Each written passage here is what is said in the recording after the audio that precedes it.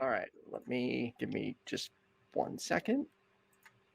I think. Okay, so first caller is agnostic, calling about a paranormal video they recorded.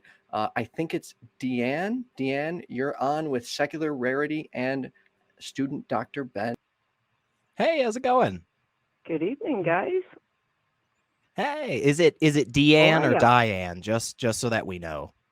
It's actually Dion, but I go by D. We can call you D. So right, D.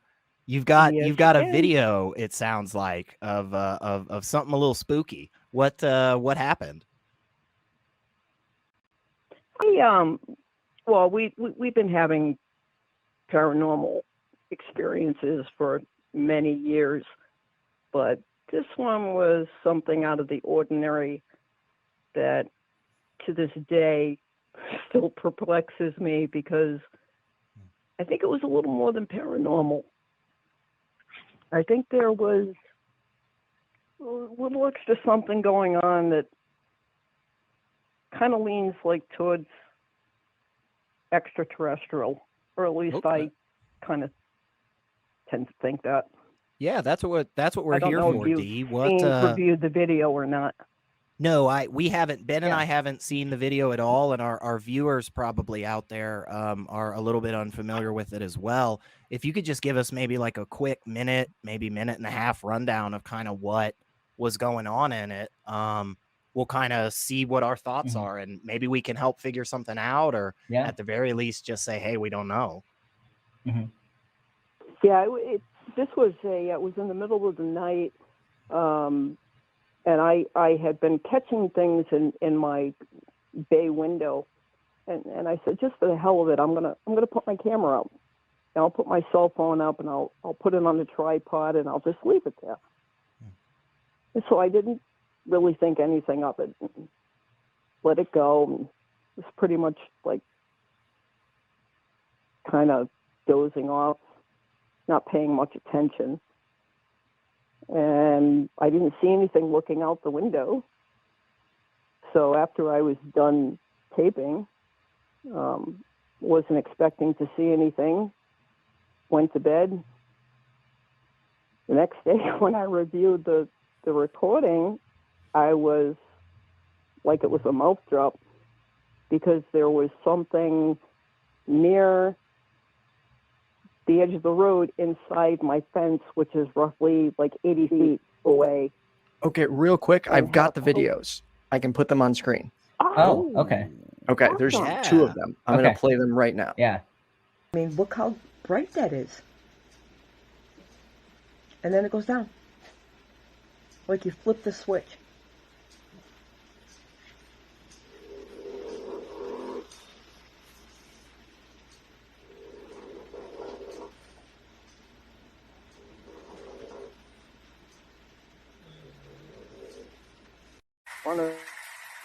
Nobody's here today.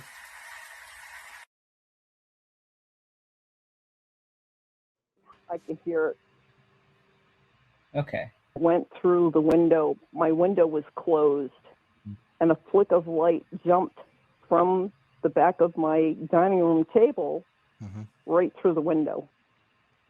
So it's pretty cool. But going back to the other video, there's a pole that's lit up that doesn't belong in my yard. And for the life of us, we couldn't figure out what was causing it to be illuminated. Like, what was the pole there to begin with? But being illuminated was even more perplexing. D, real quick. Because again, let me just jump in real quick and just kind of, ask a little bit of a question that's been bouncing around my head. So both of those videos look just a little bit difficult for us as the third party viewer to kind of really suss anything out. But I'm sure it was really powerful while it was happening for you right there. Is it possible that maybe the light in both situations was farther away than what actually felt at that moment? Is that a possibility, or are you confident no chance whatsoever it was that close? Absolutely confident it was in my yard. Okay. Absolutely confident. within the video, a truck goes by, which gives it perspective. So I want to do a little bit of an exercise here. Because I think it's very difficult, especially for something like this, where it's kind of difficult to really make out what's going on, right? So I don't want to sit here and tell you what I think it is, because I think that's just, I could just scramble around in my own brain and give you whatever I can pull out of my head. And that's not a good way to really think about this, right? If we want to discover the truth, I want to make sure we're using good methods to get there. But I also want to, if it is true that it's something out of the ordinary, then maybe when you leave here, you could have a case to go into other conversations and be able to communicate it with other people. So we can do this kind of as like a group thing. All three of us kind of participate. Have you ever watched House, the TV show? No.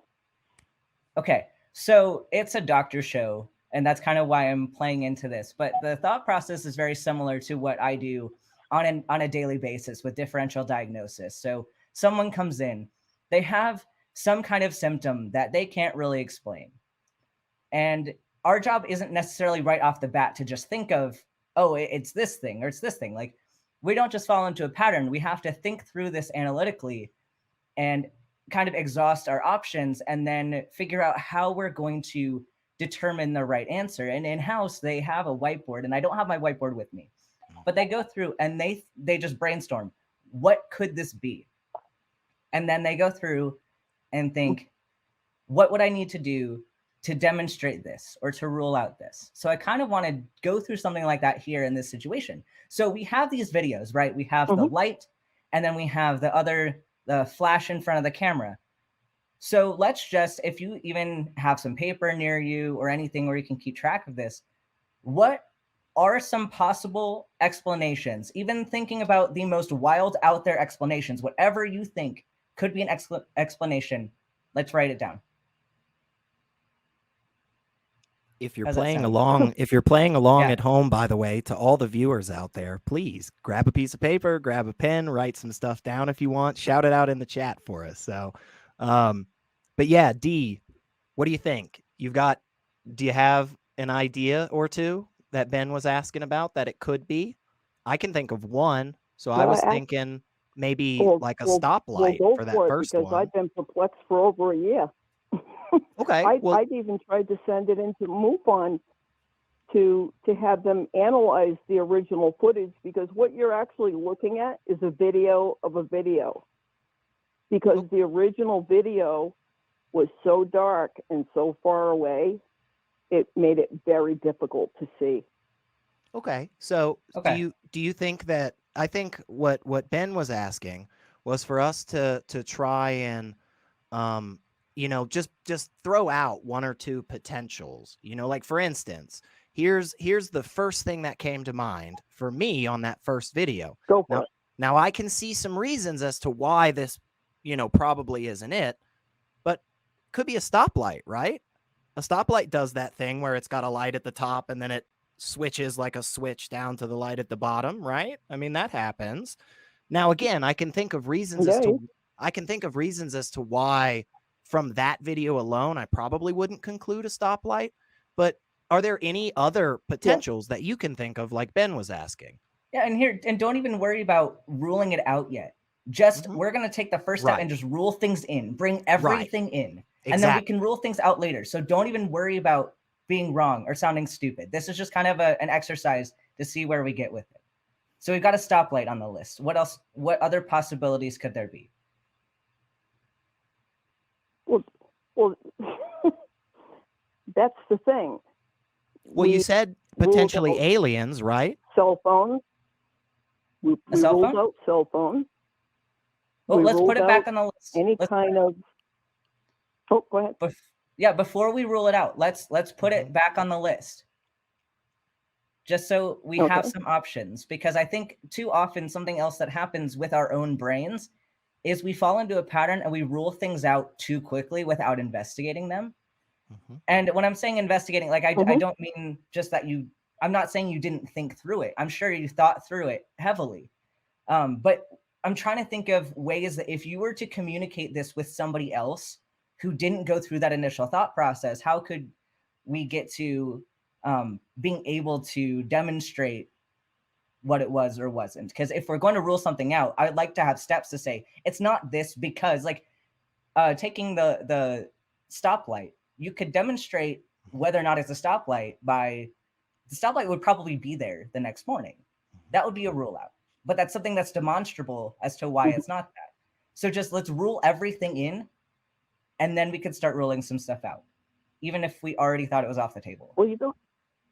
Does that make sense, D? Well, what Ben is kind of asking for? It does, but there's not a lot of things to rule. That's in. okay. That's the problem. That's fine. If we only get 3 options, that's 3 more options than we've got right now. That's awesome. Let's just start at ground level. That's what Ben's going for. So we've got cell phone, we've got aliens, we've got stoplights. What else are we thinking could be a possibility? Is there anything else? Reflection. Yeah, sure. Okay. Could be. The second one could have been, as upsetting as it may be to think, right? But the second video could have been somebody creeping in your yard and like flashing up a flashlight into your window, right? I mean, that's not fun to think about, but it could be, right? So we got 5 options right now of different things. Ben, do we need some more for this, or? I mean, I don't think we necessarily need to. We could probably go on for hours listing off every single possibility. Right. But let's take the ones that we have. And we're not going to, the goal here is not to determine if it's true or not. I just want to get the thought process of how we got there. So let's look at each option and then say, what would we need to do to demonstrate that it was true? And then what would we need to do to demonstrate that it's not true? Like, what would rule it out as a possibility? Well, if your stoplight is non-existent, so we can rule that out. Yeah. There you go. So that's no longer an option. So how would we test the cell phone? 4 left? Yeah, so that one can fall out. I actually went out there and videoed it. I actually went out the following night with cell phones trying to recreate what was on the video and didn't even come close. There you go. So there's a demonstration of that. What else do we have? The reflection? Reflection on the flashlight. How can we demonstrate that it was or wasn't a reflection? Well, you'd have to first assume somebody was out there with a flashlight. Okay. It's possible if we're thinking about that one. That is, yes, if we come to the conclusion that it definitely was somebody outside your window with a flashlight on that second video, we're probably going to need something that would show that it's a person that was definitely out there. Like maybe in the morning, D, you go outside and you see in your flower bed right under that window, there's one of your flowers that's been stepped on, right? That could be something that could give us some kind of good demonstrable indication that it was a person. Well, you got to stick to one video at a time because you're bouncing between videos. These are 2 different videos at 2 different times. But I think the point that student Dr. Ben is trying to get at applies to both of the videos, which is, let's take the very first step, which is what we're doing, and just list out as many possibilities as we could and just try to walk through each one of them individually. Whether we're talking about the first video or the second video, I mean, yes, there are 2 different instances that are occurring, but both of these right now really sit in this kind of nebulous, we don't know space, right? And we'd go through the same process for figuring out what either of them are, wouldn't we? Yeah, but when you're explaining one that's 80 feet away and you're explaining one that's inside the house, you've got 2 different situations. You can't, you're not able to combine the 2 and right. Yeah, I get where I absolutely get what you're saying there. So let's we found some good options for the the first scenario. Let's talk about the second video. So what possibilities could we have for that second video? Well, since I don't know which video you're looking at, I need to know which one you're talking about. The one that looks purple or the one that's a little flick of light that goes through the window? That was the second video we saw, was the flicker. Oh, nobody's here today. Okay. Mm-hmm. So that's the second video. Inside. Yep, that was inside the house, window closed, me interacting, trying to get a reaction. Okay. So what could have caused trying to surmise something that I'm looking at not only on video but in real time.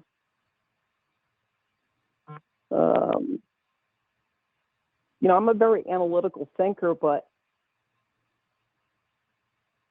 to try and come up with variables to something like that, I mean, it's tough. Literally impossible for me. It's difficult, and that's kind of why I brought this approach in, because when you really think through, especially if you're starting off saying this is something out of the ordinary, or like this could be related to something else that's bigger than what we would normally think of, it's kind of good to think through it like this. And if you get to a point where you say, wow, I can't really demonstrate this, or I can't really think this through, it's more difficult to attribute it to something out of the ordinary then.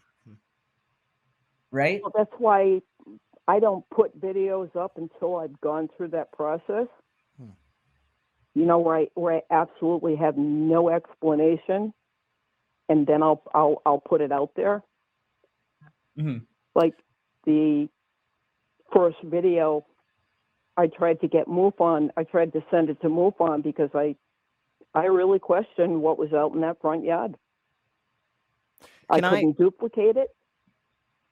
Go ahead. Yeah, can I just kind of just shift just a little bit? Because I think already, Dee, it's been a really great call, and we really appreciate you hanging out with us and just kind of letting us, poke at this and see if maybe we can get maybe a different perspective on it. Which, by the way, if you're out there watching right now and you haven't called into this show with a cool story, whether it's aliens or ghosts or God, we love it all. So call us. That being said, Dee, how do you think these experiences, these two in particular that we've been talking about, how do you think they affect you in your daily life? Do you think you act differently? No, because they events happen almost daily. Whether it's something visual or an EVP or something physical. I'm so used to it. It doesn't faze me anymore. It's more intriguing than anything. Okay. So it's not as if you avoid certain places because you've had paranormal experiences there, or No. Okay.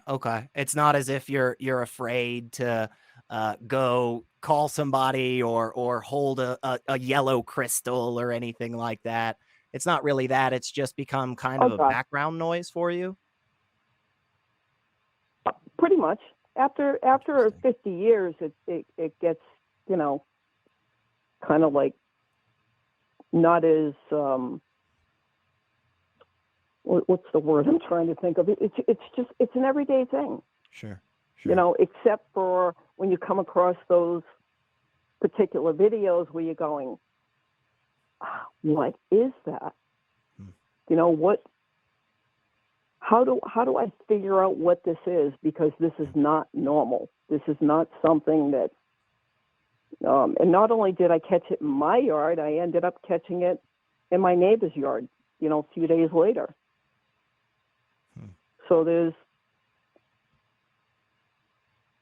been any other commonplace, but yet things like that aren't. Sure. Ben, any other thoughts before we let Dee go, and just thank her one more time for her awesome call? Which, by the way, it sounds like, Dee, it sounds like you've got a lot of very interesting stories, and I know that pretty much, well, all of the other hosts of this awesome show would love to hear some more of those too. So definitely call us back in the future. But Ben, any other closing thoughts or questions you have for Dee? Yeah, I mean, I think you're approaching it very, very well, like from the get-go, because you came in saying that it might be something out of the ordinary, but you don't really know. And I mean, that's kind of a similar answer I would give, especially like it is something like I believe you that you saw these, we saw the videos. I believe you that there's something there that impacted you. And so I do think you're approaching it from a good angle. So I appreciate talking with you on this. It was a great conversation. I think what separates me from a lot of other people is I don't approach it from a haunting point of view. You know, that it's not a negative thing, it's a positive thing to me. The fact that you can interact, you can throw out a hello and get a hello back, it is very compelling to me, very interesting, very intriguing. And I think that what I'd like to leave people is if you're experiencing something like this, you know, be mindful, you know, that you have company and to treat them like company. You know, I say hello to them every morning. I say good night to them every evening. And sometimes I get a response and sometimes I don't, but I think they want to be acknowledged. Well, Dee, we really appreciate you. My ghostly guests do. Dee, we appreciate you hanging out with us. And like I said, please give us a call back, hang out at the awesome Facebook pages or Discords. And thank you so much. We hope you have a good night. Awesome. Thank you. Thank you for having me. And you guys have a great evening. All right. Yeah, have a good night.